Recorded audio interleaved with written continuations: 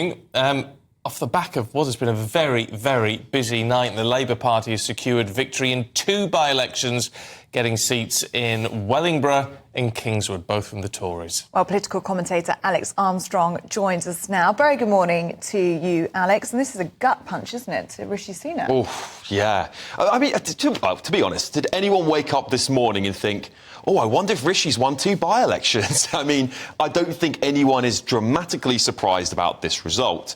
I think that they should be worried in seats like Kingswood, where Reform are polling much better. They're holding that national polling that we saw before. That would be a concern to me if I was Rishi Sunak. We're seeing them. They can't win on the economy. They can't win on immigration.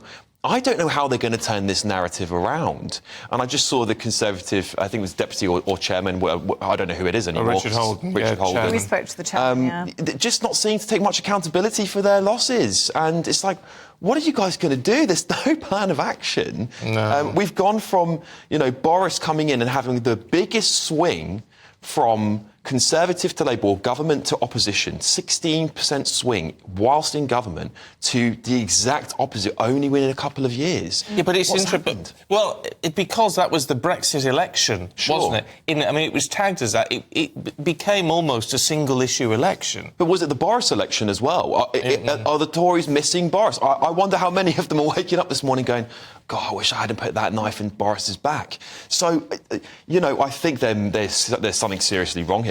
Something seriously wrong.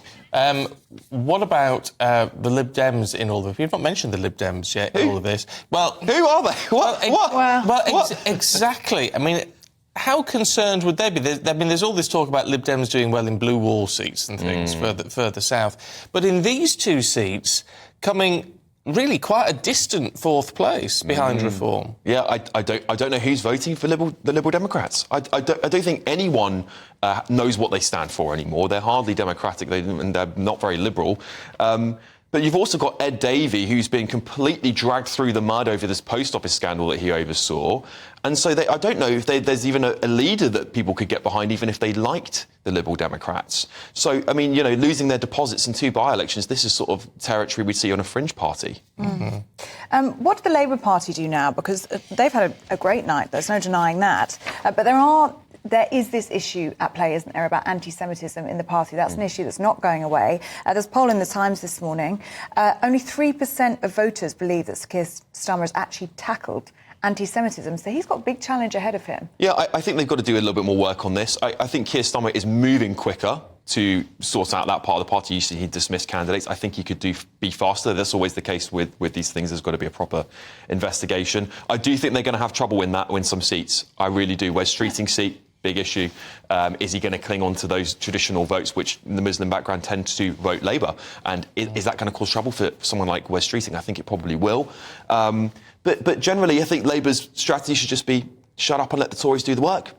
Yeah. Let them do it. Let them destroy themselves. Yeah. That's what I'd be saying. I mean, it's very, very difficult, isn't it?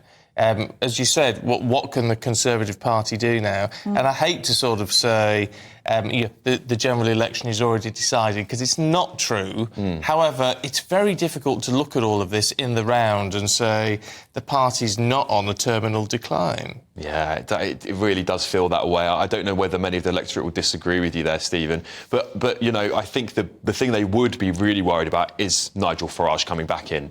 I mean, you'd see that Reform vote just pop up another 5%, and then you're almost on parity, Tories and Reform, in some of those seats like Kingswood. I mean, it would hand Labour a massive landslide. But the big question then with Reform, and Richard Tye's saying, as smaller parties always do, we want proportional representation. All the parties say that until they get into power. Well, exactly. And then they change their mind, of course. But could we, even with the current system, is there a possibility that Reform could take some seats now? I think it's unlikely.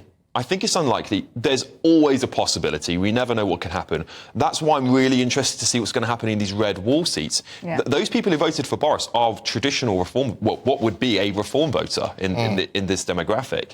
So that could be a very tricky place for the Tories. It will certainly help the Labour Party, where they've still got some of those hardcore Labour votes. And now there's no Boris Johnson in the Tories. Well, I think that a lot of them will say, if Farage comes back, they could see some seats. I think if Farage doesn't come back, they won't win any.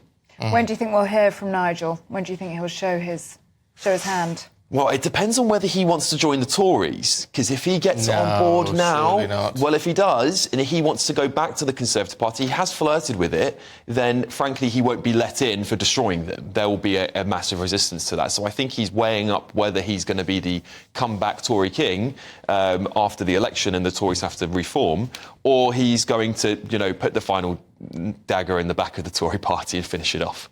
OK. Alex, good to see you. Thank you very much indeed.